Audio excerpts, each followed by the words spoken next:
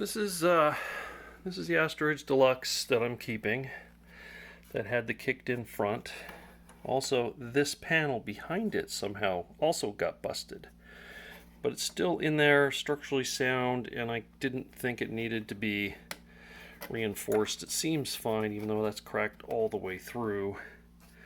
I think it's okay, and everything's being held together. So this piece of wood, if you'll remember, is missing from this cabinet. There's the block on the left.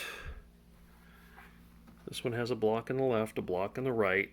The upper portion is held against this control panel mount here and here. This piece of wood isn't, it's only wide enough to go to there, right? It doesn't go all the way to the inside of the cabinet. And I don't have the marquee, or well, whatever you want to call it, the bracket up here. Normally you call it a marquee bracket because in an upright cabinet the marquee is here, but the bracket that holds the plexiglass in front of the monitor is still on. But you can see that it's got a piece of wood attached to this that the plexiglass rests on. Now, it doesn't really need that, because if you look right here, it's got this dish and then this kick out part here. That's where the plexiglass sits right now, and it holds it level because there's one of these on the right and one on the left. So it doesn't really seem to need this piece, but I will be adding one of these pieces to the other machine just because extra support, I guess.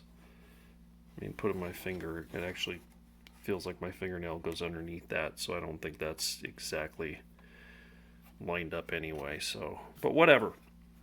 The main thing is you've got this support that I've talked about before. The cabinet, the other cabinet, is not quite as sturdy as it should be, and part of it I think is because this inner support is not there.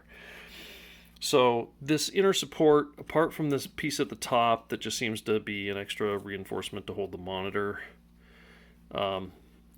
also has the marquee light panel on it. Whoa, which I should not be yanking on because I've got it sitting on there, but I don't have the thumb screws. So that's the panel that's got the isolation transformer, the starter, and the fluorescent tube in it. And the other cabinet was missing that. So what I've done is recreated them. So tonight I recreated this piece. This is the interior support piece with the same dimension hole cut in it that the other one has, and two holes for the bolts that stick through this light panel that I made a couple days ago, and hold it in place with washers and then thumb screws.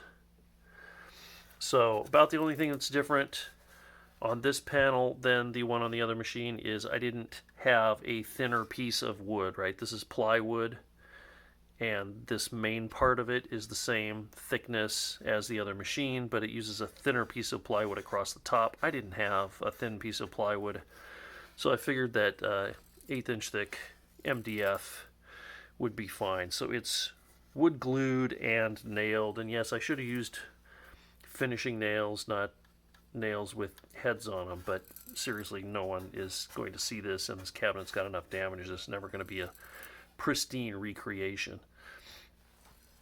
So how these two pieces work together, excuse my awkward camera angles, but yeah, this piece is mounted in the cabinet.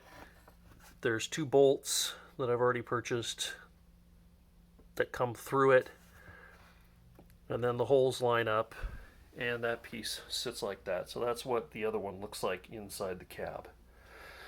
So now I've got both pieces recreated, this one being a pain in the neck.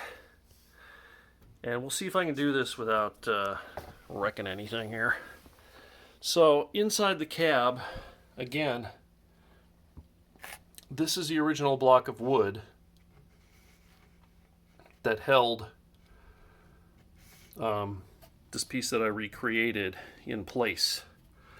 So there's one there, and there's one supposed to be on the other side, but that one has fallen off whatever happened to this middle panel. And then this side of these control panel pieces of wood on either side, it's glued to there, and it's glued to these. That's it. It's not actually glued to the side of the cabinet, and I don't know why they didn't glue it to the side of the cabinet, but it's not glued to the side of the cabinet. So what I need to do on the piece I recreated, I think I'll mount the mounting block here. So it's mounted to this piece already, and then I have to put this in sideways, line it up with that. Actually, I need to put it in sideways the other direction, because otherwise it hits that piece of rotted foam that doesn't really need to be there. So it goes in.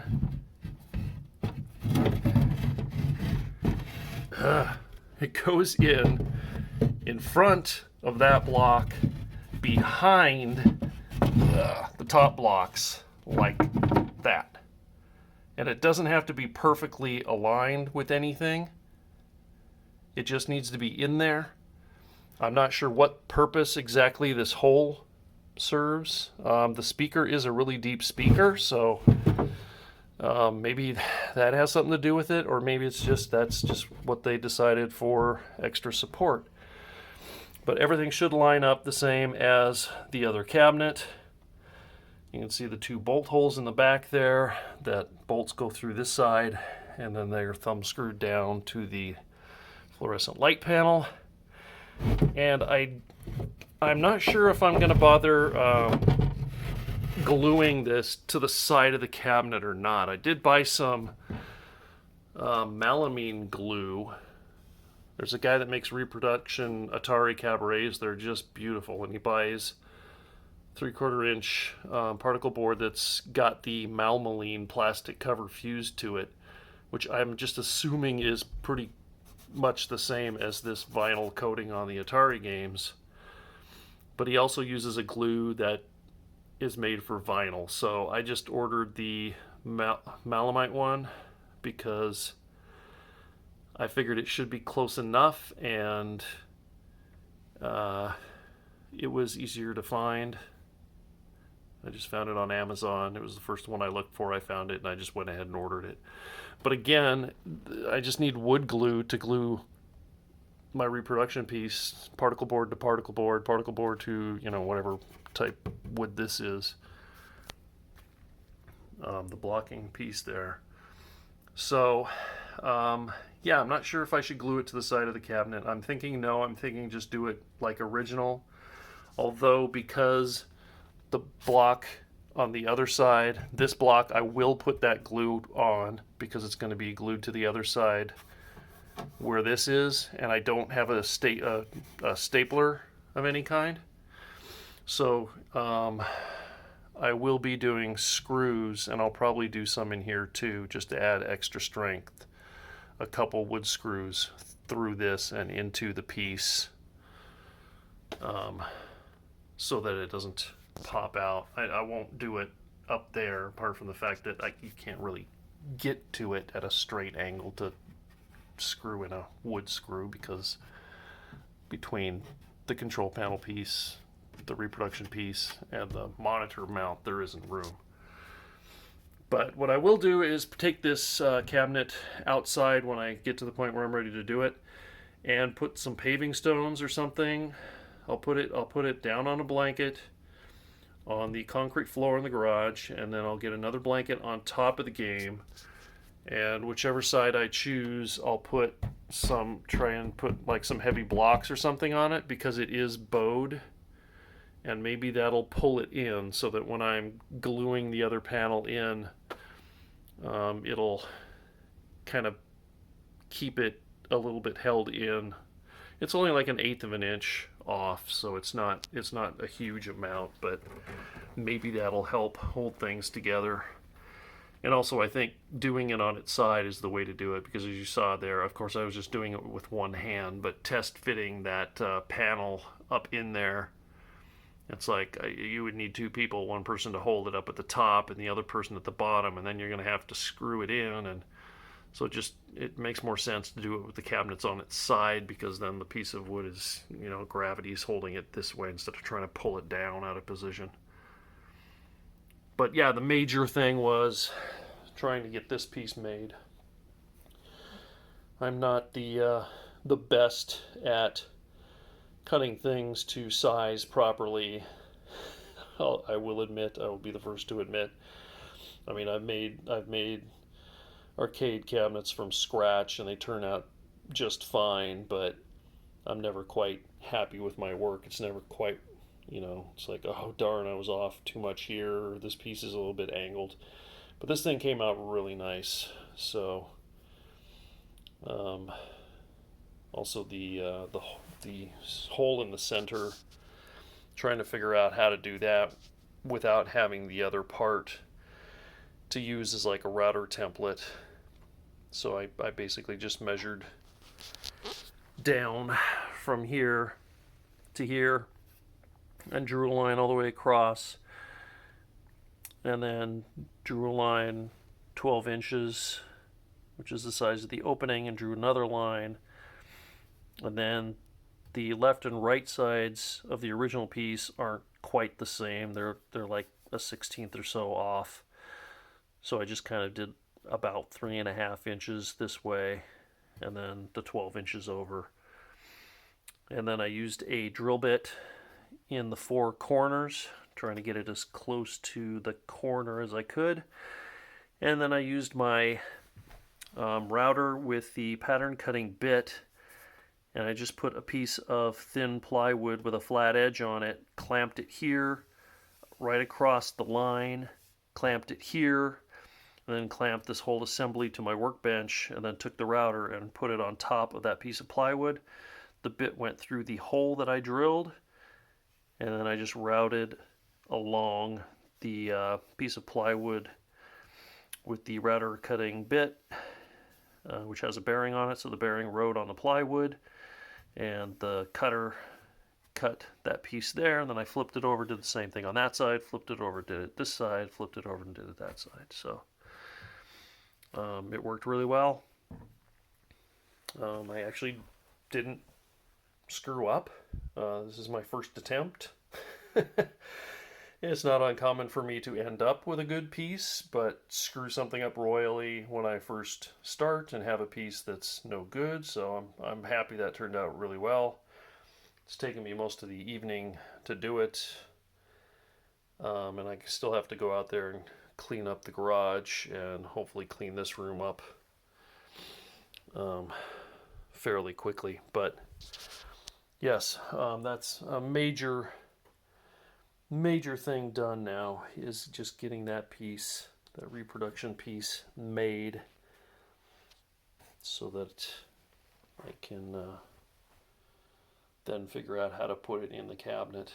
And at that point, the cabinet will pretty much be done. I haven't put the monitor shelf back on here because I want to get that piece in place without the monitor shelf in the way, just so there's more room to work. If I had thought about it, I probably would not have put these in until I got that side to side piece in, that support structure, or whatever you want to call it, in. But like you saw, even with one hand, although it's difficult, I can get it in place, just angling it in a little bit low and then flattening and moving it up. So hopefully attaching it, gluing it, and screwing it into place will go fairly well. And yeah, that hopefully will be about all I'm going to do with the cabinet, apart from maybe again replacing the plexiglass marquee in the front, just because it's messed up. I can't decide. Yeah, I can't decide. I mean, I should, because it just doesn't look that good. It's pretty messed up. But with the light on inside the game glowing through it, you probably don't even see it. And you probably don't even know it unless you look at it really close. But it does bug me because I know it's I know it's messed up. Oh, and here I thought this would be a quicker video. One other thing I did the other day, I got some 3M number 90 spray adhesive, which is the heavy duty spray adhesive, and I glued back on the edges of the vinyl that were peeling. For example, here on my cabinet, this is the vinyl that's the entire inside of the cabinet, and the top and everything is covered with vinyl, not spray paint. You can see here we're on the cabinet I'm keeping. This is coming off, and so I asked on the forums, read on the forums, and it turns out that 3M number 90 high strength adhesive is what people suggest. I have the 77 3M, but people say that's not strong enough and you need the 90. So I tried it, and the 90, it's just a mess. It comes out like snot, excuse me, but it's like snot, and it goes everywhere. So I had masked everything off, so I only got a little bit where I didn't want it, and it kind of gummed up with my thumb, and was able to get it off. So the excess wasn't that big of a deal, other than you're trying to had it masked off, and then I had some blue painter's tape on the vinyl. So with one hand I'm pulling the blue painter's tape, and the other hand I've got the spray can. I'm trying to spray it into the gap, and it just went everywhere and didn't really get in the gap. So I ended up getting like a finish nail and kind of making sure there was adhesive in there. I had it all over my left hand that I was holding the piece of tape, and then I let it sit for a couple minutes, because the instructions are pretty much like the 77, where you want both sides to get the adhesive and then wait a couple minutes for it to get tacky and then push it together. So once it was tacky, I took the blue painter's tape and pushed it together, and then folded the painter's tape over so it was holding the vinyl over. And for about a week prior, from the time I ordered that, or no, I picked that glue up in person. But for about a week, I actually had the blue painter's tape on there, folding these pieces back, because they were so badly messed up from the control panel going on and off while they were loose. It had made it get worse, and some of them just were trained, in their curl. Just like the one here, you can see it's got its little curl, and it's just kind of trained to stay that way. So these were so bad, especially up here at the top. It was like two pieces were folded over to the point where there was no way to put this marquee bracket on without pinching it. So I kind of trained it for a week to go back to its original position, and then carefully took that tape, always taking the tape off from the bottom up and not up down, because that would just peel more off, until the day I did it. And then like I said, I masked the areas off around it to keep the adhesive off as best as I could, the areas I didn't want it. Then put blue tape on top of the peeling parts, held it back, got glue in there one way or another, and then kind of worked it with my thumb to get any excess out, and then folded the painter's tape over for several hours. And then after that, took everything off, and so far it seems to be okay. It's a heck of a lot better than it was, because it's not flopping around. So I think that was a pretty good repair. This side was okay for whatever reason. This one corner out of the 4 around the front of the machine. But yeah, so I did that as well, and I think that's about all I've done this week. What day is it? Thursday? Yeah, that's all I've done this week. No, that's a lie. I took the cabinet out to the garage, laid it down on its side, and I had glued and screwed these blocks in, but before I did, I tapped the staples out so they were just flush with the wood, with the hope that once I had this glued and screwed in place, that I could then take it outside, lay it on its side, and gently hammer the staples, and they'd go back into their original holes and go in.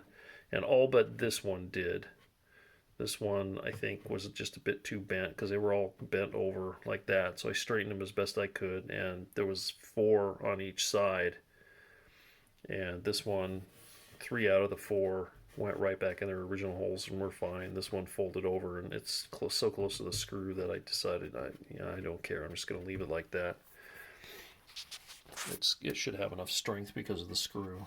And then this one, the other ones went back into their original positions. I think at least they went back in when I hammered them, whereas this one didn't. So I think that's obviously the difference between hammering these in and using an actual nail gun. The nail gun, you're holding it up against the wood, and it's got a ton of pressure to send it into the wood and then into this wood, whereas if you're hammering it, you're not using quite the same pressure, and you're not doing one big hammer to shove it all the way through. You're doing a little bit at a time, so if it doesn't quite go into its original holes, it's the path of least resistance is for the metal to bend here than it is to penetrate this wood. So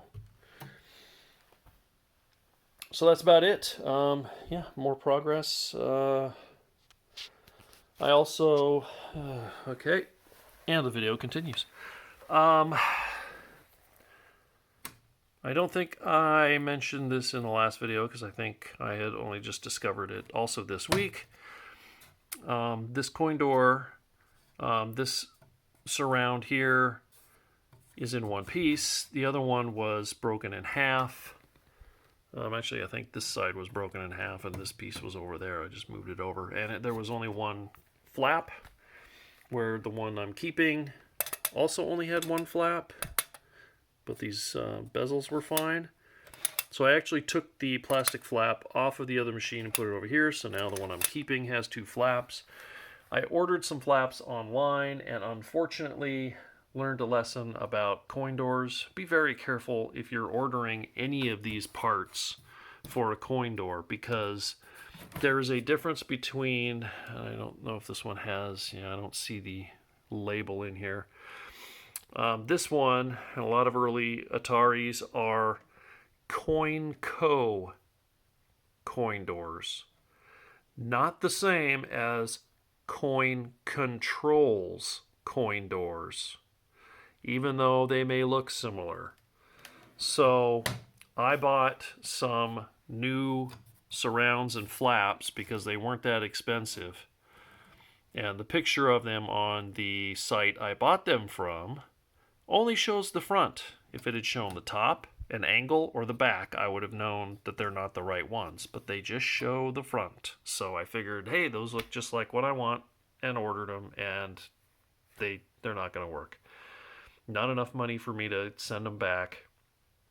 So I'm just going to keep them with the other bunch of flaps that I have for doors that do not fit these CoinCo doors. So nobody seems to be reproducing these for the CoinCo doors. But if you look on Thingiverse, and I'll try to remember to put a link in the description, somebody has made the bezel. Now it's not going to have, you can see it's got kind of that spatter finish to it, texture to it. It's not going to have that if you 3D print it, because it's just going to be smooth. But it's the right dimensions, and then the person who designed that piece has a link to the flap piece that somebody else designed. And so I don't have them out here right now. They're out by my 3D printer, but they fit just right. I have not screwed them in yet, I will admit, but holding them up there, they look and fit the same, with the exception of they don't have this textured finish to it like these do. Now, a lot of people, when they redo these doors, they use Rust-Oleum hammered paint, which is not the exact same texture, but it is a texture, so they come out having a texture. So you could do that when you use them, or you could just spray paint them flat black and hardly anyone's ever going to notice. Or what I might do is maybe get some of the Bondo glazing putty and a toothbrush and maybe kind of dab it around and then lightly sand it and see if that actually kind of gives it that texture. But something to know if you're in the same boat where you've got any of these parts that need to be replaced. If your door is a coin door, it's going to be different than a coin controls. One of the telltale things here is these bezels are flat on the back, and then screw comes through each side to hold it in place, whereas the ones that I got for the coin controls doors, the place where the screw goes into them sticks out. So if you put it up against this, it would teeter-totter back and forth, up and down, because the screw mounts aren't flush. So some people, I guess, have taken those and they've dremeled the raised parts off so they fit. Then this opening is also a slightly different size, so those flaps don't fit if you try to use the coin control flaps with the coin control bezels. So you have to shave some off of the side of the flaps to make them work. So I figure, well, if you're going to that hassle and they're still not going to be original, why not just 3D print a set that actually is dimensionally accurate and works? If you have the ability to, it's just a few cents in plastic. So that was the other thing that I got done. And that's it. Now my video is long again, which I was trying to make it short so I can get some of the stuff cleaned up here. But yeah, there we go. That's the progress for this week. I don't know when I'm going to have a chance to put that light panel and the support piece into the cabinet. I'm really thinking maybe not this week, but we'll see.